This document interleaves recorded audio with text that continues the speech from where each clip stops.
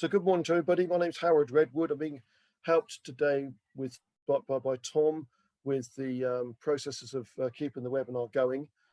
He's at the office at the DIA in Crawley. I'm at home in my conservatory. And wonders of technology keeps us going. So this is all about licenses. There's been a few changes, just a few small changes really, to licenses this year, but I've uncovered, which some of you probably know, that in 2015 there was quite a major change in the licenses that actually got kept very quiet. So I'm going to go through that as well for those who are not aware of what happened there. If you can move on, Tom, please. I'm going to ask Tom to change the slides for me because I can't do that from where I am. So we're talking about the new information and general information. We'll start with the new information, is what we'll do.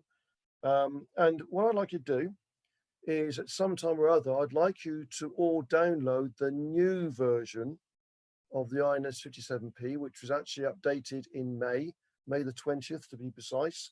So it's really is up to date on everything to do with information on driving licenses, whether they be provisional licenses or whether they be full license for category B vehicles. It does mention about C and D, but it is actually governed around the category A and category B licenses, which we call Group 1 licenses. Information inside this booklet is actually invaluable to all driver trainers.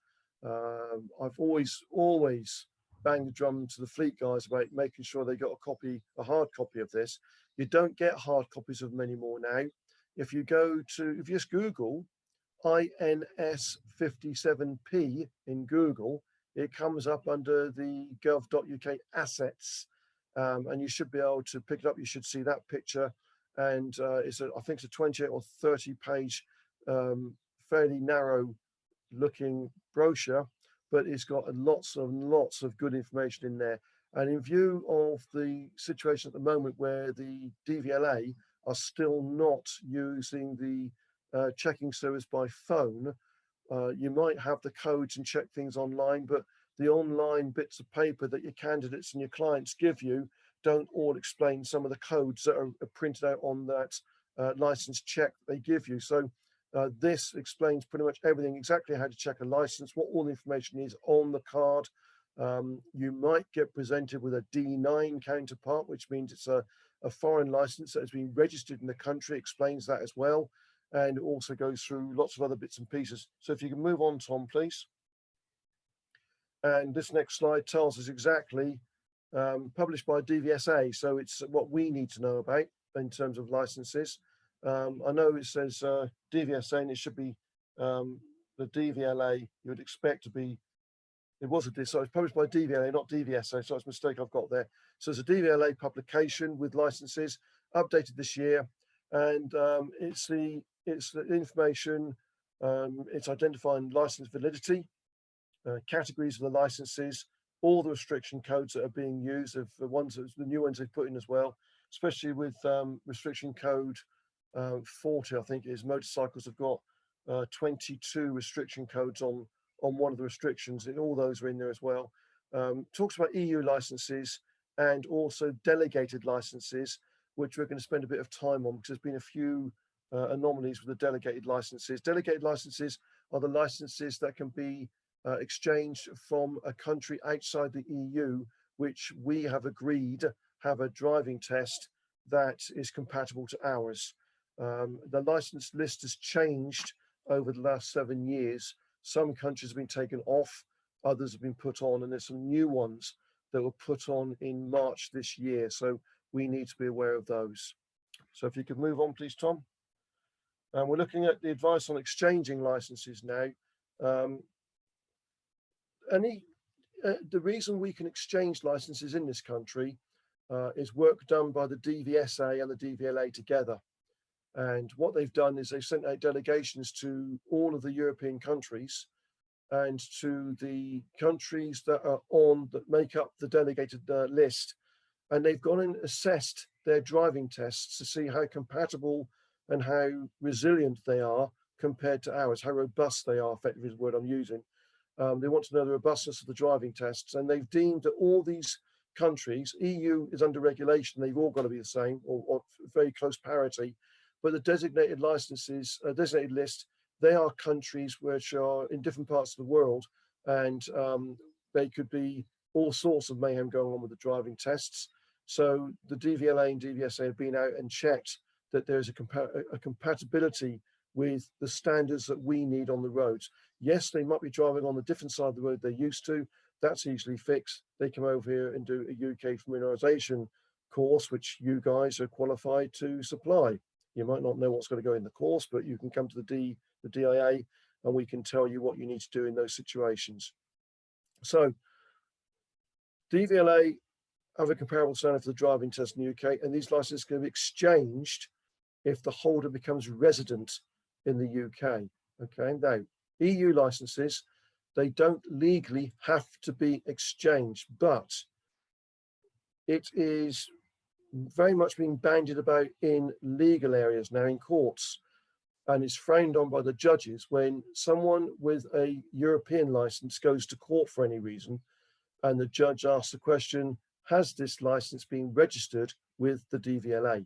Now, what they mean by registered with the DVLA is the fact that the discretions that are on the license have to be checked. If we take somebody with a foreign license or a European license to court, then the DVLA or the police can go to the holder's license, a license of origin, to their licensing authorities to get the details of these transgressions.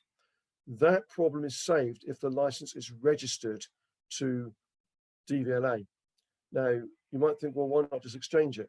It could be that someone does live here, but they live over here because they've been seconded here in their job, where they're now taking over the workload from their company, which means they're still going to go home to their native country in Europe at some time, and therefore they need to keep the license. So they don't need to exchange it, but if they register it, they can still keep the license, but they register it on a form called a D9. And that's a blue counterpart that is given to the holder of the EU license. And it means that if the police stop them, then that license registered with Swansea means that the police straight away, or the DVLA straight away, get a record of the court transgressions on that license. So it makes it a lot easier for the police to check it. It also means that if you're a fleet trainer or you need to go and phone up DVLA and ask for a license check on someone who you're taking out for training, which a lot of companies ask you to do, those details will be with Swansea, as opposed to saying it's a foreign license. Sorry, we can't give you any information. So we are encouraging the people with EU licenses are being encouraged, if they are resident here, to not to necessarily exchange the license, but to register it with the DVLA. They can drive any EU license. So I say any EU license, there's a caveat here. A holder of an EU license may drive in the UK on that license for 3 years or up to their 70th birthday, whichever is the longer. So if they come to the UK and become resident at 69, the license is valid until they're 72.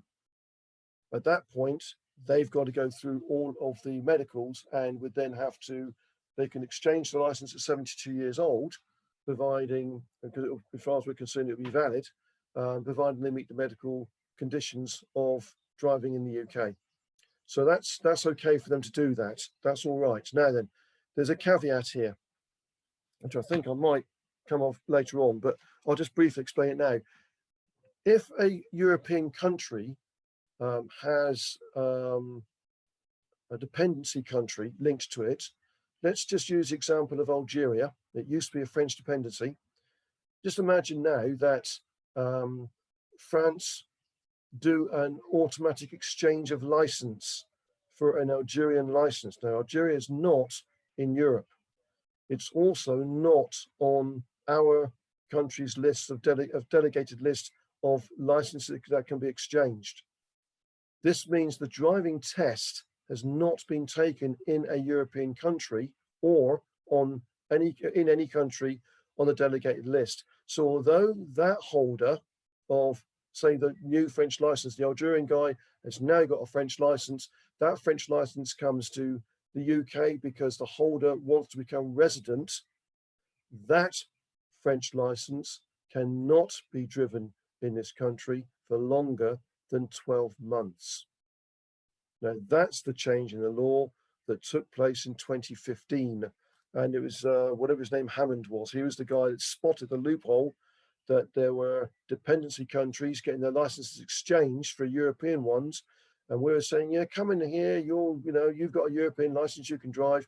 It was Hammond that spotted that they were coming from countries where their driving tests were not of the standard. Now, how do you identify this an Algerian original license? On the French license, EU law says there must be some code to denote that that license was exchanged for that license from a country outside of the European Union. So that's how you would know, okay? So that's a change in the 2015 law, which we need to be aware of, and very few people are aware of it. So don't take all European licenses at face value. You have to ask some questions to the person who holds that license. Where did they take the driving test to get that license? If it's not if it's a different country from the origin, then you've got to know if it's on the delegated list. If it's not on a delegated list or another EU country, then they may not be able to drive because they could have been in the country more than 12 months, and that negates their license. Although it's a European license at face value, it negates that license actually being valid. So we need to be very careful of these, especially if you're doing fleet, all fleet trainers there may be. So, okay, so we'll move on, Tom, if you will, please. We've got a restriction code in this country. Hang on, I've jumped here.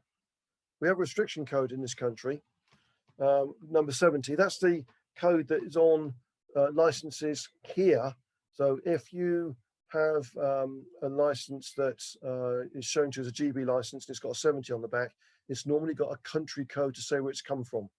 Because you've got a GB license in your hand, it's either been legitimately exchanged from another country, or there's been a driving test that has taken place in this country to appropriate that license, and that's perfectly okay. But as you say at the bottom of this slide here, if you get the EU licenses with 70 from a non-EU EEA country or not on a designated exchange list of countries are valid for 12 months in the UK only, and they cannot be exchanged for an EU license. They can't do that. Okay, so if we go on to the next slide, please, Tom. The list of EU countries which have a reciprocal arrangement with all the EU countries. That's the list of the EU and EEA countries, including all the new ones that joined in 2016. They're all there. So any of those countries, if you get any of those licenses, they are valid to be used in this country legitimately until the holder's 70th birthday or 3 years, whatever's longer, unless it's been exchanged from a country outside of the EU or a country that's not on the designated list of countries for exchange, which I'm going to show you that list in just a minute. So we have to be a little bit careful. The ones that who've taken tests that are not on the lists, because there's 2 lists now, the ones that are not on the lists, then they are only valid for 12 months, and a driving test would have to be taken within 12 months to convert it to a GB license. So if you can move on, please, Tom. There's a designated list. Kenya was taken off the list 7 years ago. It used to be on the list. It's been deemed that the standards don't meet what we've added to the driving test in the last 7 years. So Kenya is removed, but the countries in blue are the new ones that have been added this year. And the Act of Parliament to add them was actually in March this year to add all 5 of them. That's the Cayman Islands, North Macedonia. Actually, you might see it as the Republic of North Macedonia. So it's an official title, but it's been listed as North Macedonia, Taiwan, Ukraine, and United Arab Emirates. Now, there's also a caveat about these licenses as well, these new countries. I'll go through those in just a minute, but before I do that, I'd like to just mention that these licenses here again, the driving license in these countries will be exchanged for a full British license, providing the driver took and passed their test in one of these countries or a country in the EU or an EEA member state.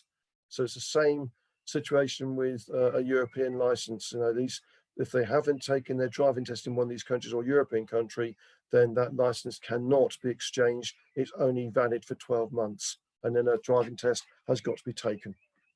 Okay. So if you can move on, Tom, please.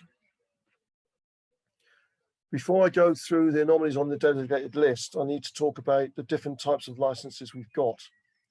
So we've got two types of licenses: a Group 1 license, which is the category A/B vehicles, and then you've got the Group 2 licenses, which are the category C and D licenses and driving trailers, etc. Okay. So again, the Group A license, if the Group 1 licenses, they can drive 70th birthday or 3 years, whichever is longer. On the Group 2 licenses, which are the HGV and buses, they can only, that license can only be valid until the age of 65 in this country, in which case they then have to go for additional medicals. The license can be exchanged after, provided it's still valid, properly valid. It can be exchanged provided they meet the medicals, and they would have to reapply for the vocational entitlements. So obviously got to do the medical exams first in order to retain their vocational entitlements. So at the point of 65, the vocational entitlements will cease to exist unless a medical is taken for them to be able to retain them. The designated countries, they may drive for 12 months and then must successfully complete theory and practical driving tests when it comes for the Group 2s. So the Group 2 licenses on the designated countries, they don't automatically come across. They have to be applied for separately. So they may be able to drive, or countries that aren't designated the same. If we've got anybody on a foreign license, it's not a European list or designated list, they can drive over on their license for 12 months, but they cannot drive over here on their vocational categories. They have to take a British driving test and go through the tests for those categories again. So if they have a bus license in, let's just say, Nigeria, that they come over here, they can use that Nigerian license for 12 months, but then they'd have to take a British test, but their bus license, they can't use the bus license over here. They'd have to retake all the tests and CPC and everything else to drive a bus in order to successfully drive again on that category of their license. So those do not transfer across on countries that are not designated, and on the designated countries, it's only for car and motorbikes that they can drive on here with. So that's something to be noting as well. That so if we move on to the next one, then please. The Exchangeable License Order 2021 is the order that allowed the countries in blue to be able to take part on the designated list. Now, the thing is, all of these, if you look at the asterisks on these, you'll find that the asterisks denote something different. So all the countries, their license allow them to drive AM, which is the small motorbikes or motorized bikes. Category B, B plus E, farming vehicles, pedestrian controlled mowing machines and mopeds, or they can also be licensed for the subcategory B1 as well. The Cayman Islands and the United Arab Emirates, they are the same, but they can also be licensed for subcategory A1 as well. Okay, all those countries there in blue, may only drive here on automatic. Okay, so they're able to drive here for 12 months on automatic, in which case they must exchange their license within the 12 months. So all designated countries, they're not valid till their 70th birthday.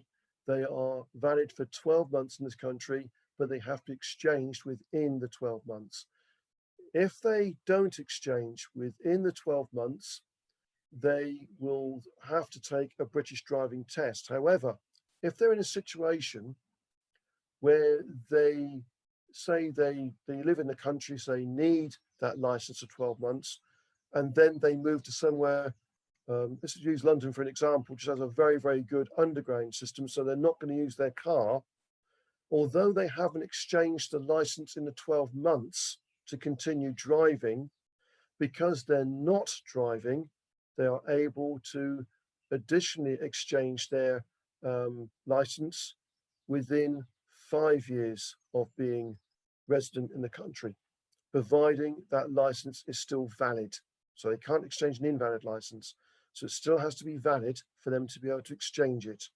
But they can do so up to 5 years after being resident in this country, but they can only drive on it for 12 months.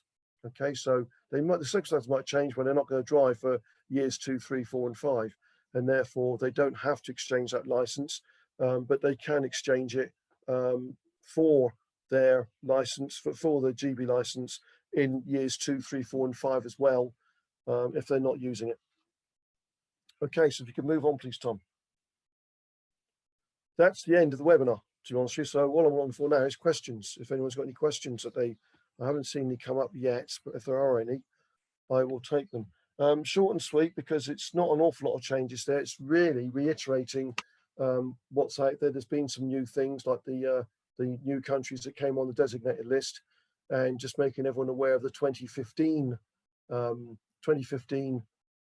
amendments put in by, what's his name, Steve Hammond, was it? I think it was Steve Hammond, and which he closed a loophole.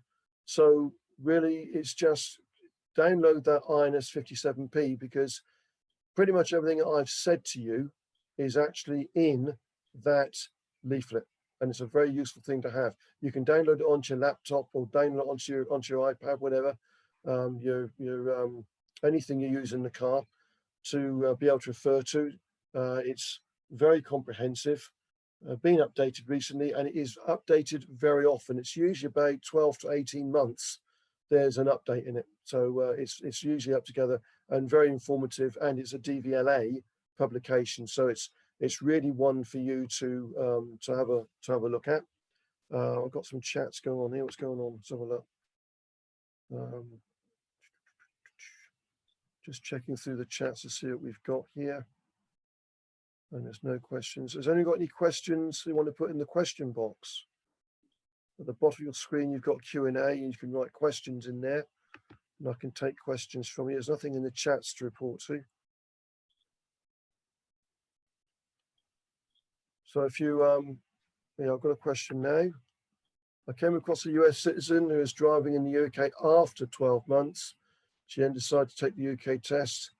What's the penalty for driving after 12 months?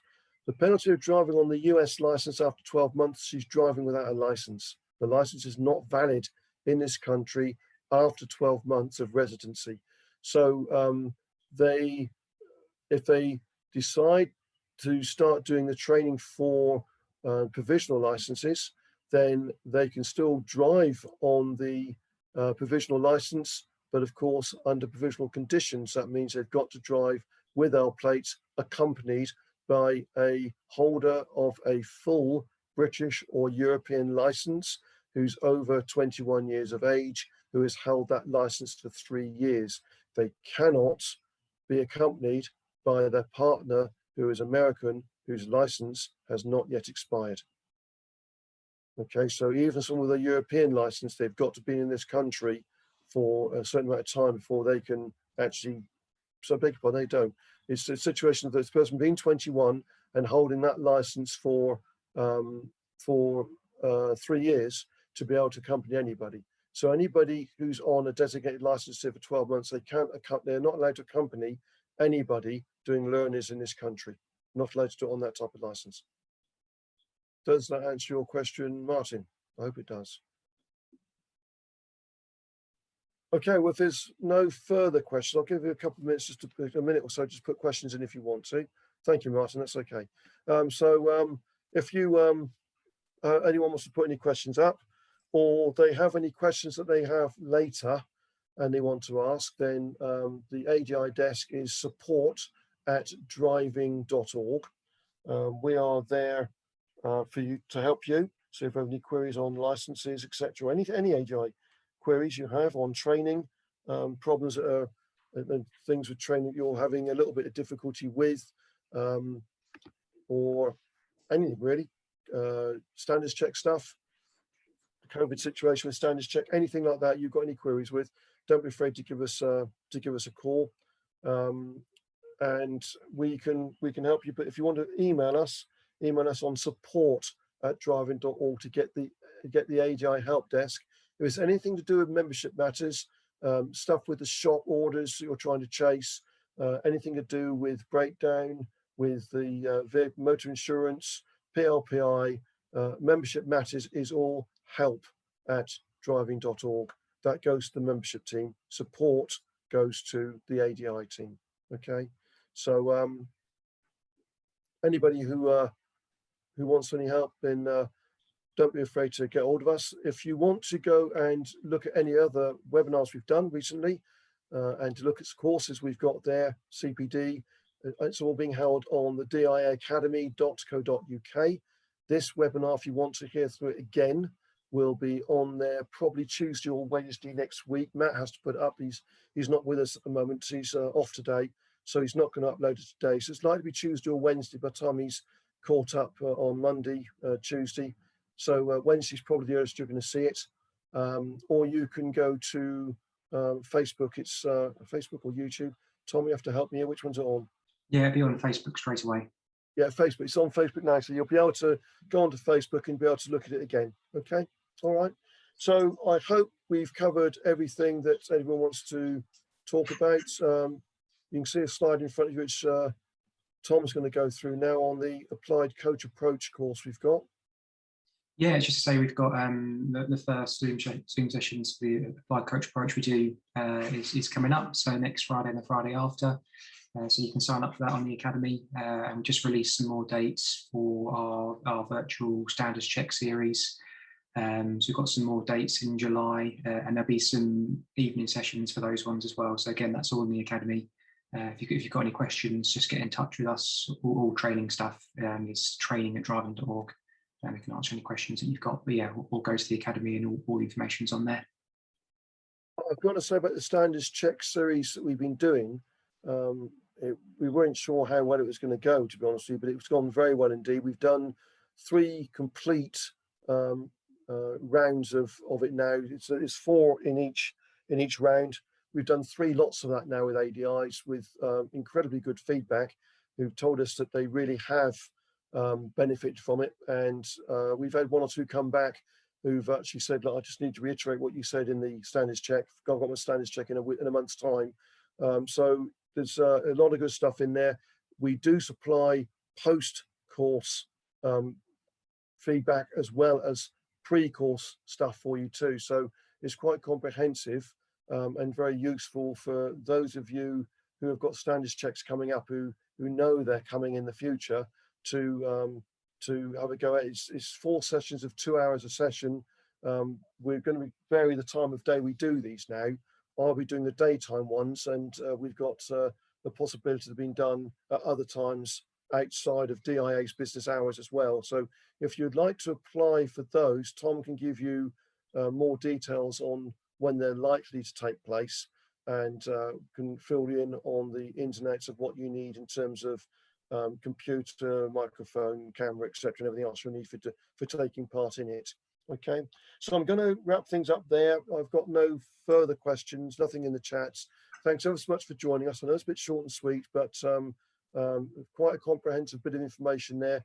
INS 57P is a very, very important document for all you guys and girls to have in your vehicles, either electronically, or if you can download it and print it off, do that. But you'll find that these INS 57Ps, just put that into Google from time to time, because they do update them really quite often. You want to make sure you've always got the most up-to-date version, because the designated countries list changes quite often. So you need to know that you don't want to row with somebody coming up with us and say, well, I'm supposed to be able to transfer this and you don't know anything about it. Check in the INS 57P that will tell you. It's a little Bible, really is. Okay, so I'm going to sign off. So it's very great thanks from me. We'll do another webinar with you very shortly indeed. So take care, enjoy your weekend. If you've got some sunshine, don't stay in it too long, because a lot of burnt people around at the moment, I've noticed, including me. Thank you very much indeed, and we'll sign off.